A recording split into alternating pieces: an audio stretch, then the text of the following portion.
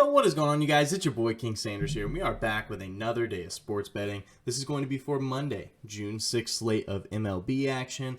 We don't have a whole lot of games on, but we do still have some pretty good ones, so I obviously will be giving my picks for those. I'm really excited to dive back into it. We are finally back in the setup.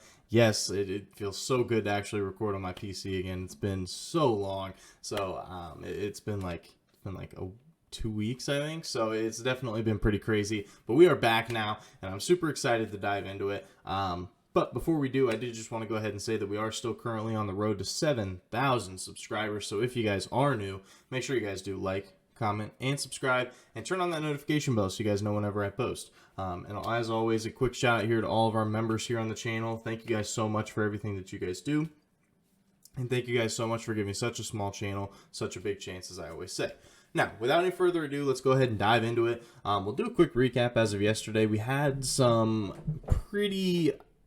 one absolutely horrendous beat, but then we also had one cash and then one that didn't even really come close. So, excuse me, let's talk about it. So, our first one that we had Jason Tatum over 5.5 assists. I should have known he probably wasn't going to be looking to pass the ball very much, just because he had a pretty passive game in game one where he did have 13 assists, so I probably should have leaned towards the under, but I just thought that it was a good spot for him.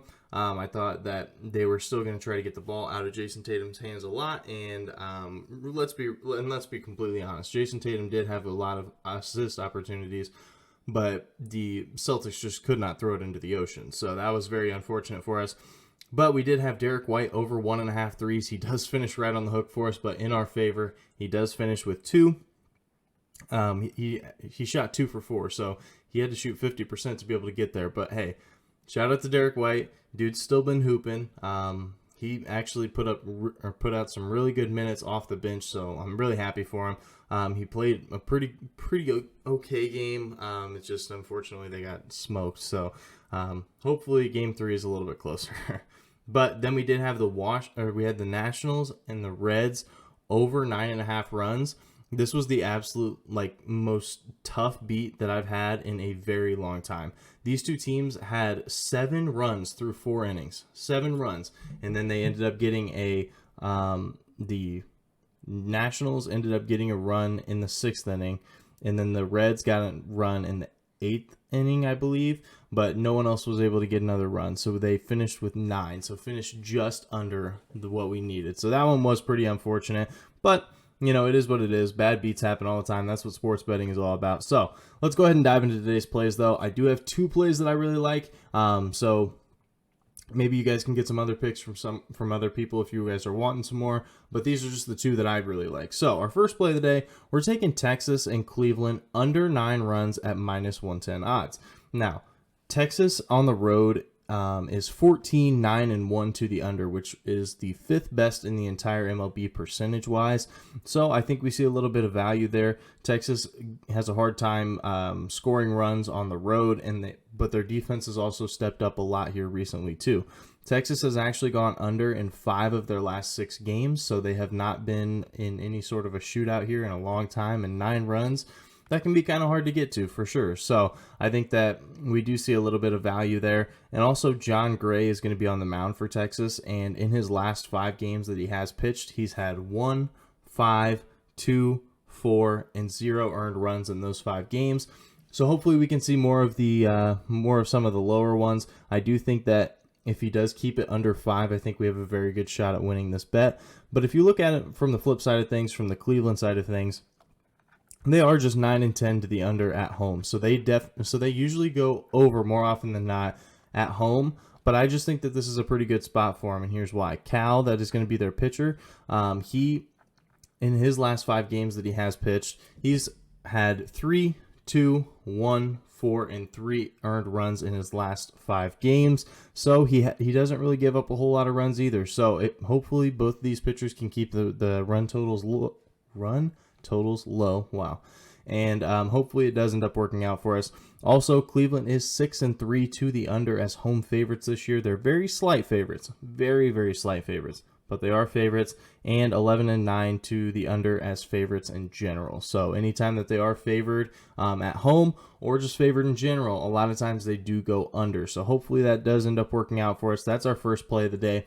Texas and Cleveland under 9 runs at -110 odds. Now for our second play of the day, we're going to be taking the Angels money line here versus Boston at -130 odds. I know that this sounds crazy, but the Angels are on an 11-game losing streak, and this team is not a bad team. This team is not a bad team. They're on an 11-game losing streak, though, and I think that this is a perfect spot to turn it around and really get things going. First things first, if they're on an 11-game losing streak, why in the world are they -130? That doesn't even, like, that's the first red flag. None of that makes sense whatsoever. Also, Angels are 15-13 at home, so they have been more profitable at home than not.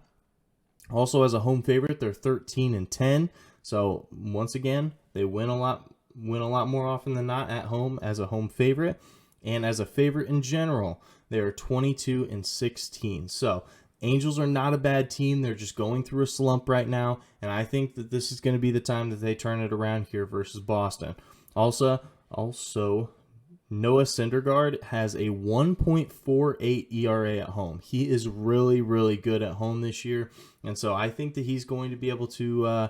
I think he's really going to be able to do some damage here for the Angels. And also, Boston as a road team, they're definitely not bad. I'm not saying that Boston's bad by any stretch of the imagination, but they are 14-13 as a road team this year. So, you know, a little over 500 on the road, but as an underdog, they are 10-14 as an underdog and 8-10 as a road underdog. So that's where I think we see the value there. Is they haven't been fantastic as underdogs this year, and anytime that they are supposed to lose according to the books, a lot of times they do. So that is what we're going to be riding with. I know they're on an 11-game losing streak, but they have to turn it around at some point. So I'm going to try to hop on the train before it stops. So that is going to do it for me, though. Those are going to be our 2 plays of the day. If you guys did enjoy, make sure you guys do like, comment, subscribe, and turn on the notification bell so you guys know whenever I post. Like I said, we are on the road to 7,000 subscribers, so if you guys are new, make sure that you guys are subbed. But that's going to do it for me. This is King Center signing out. Peace.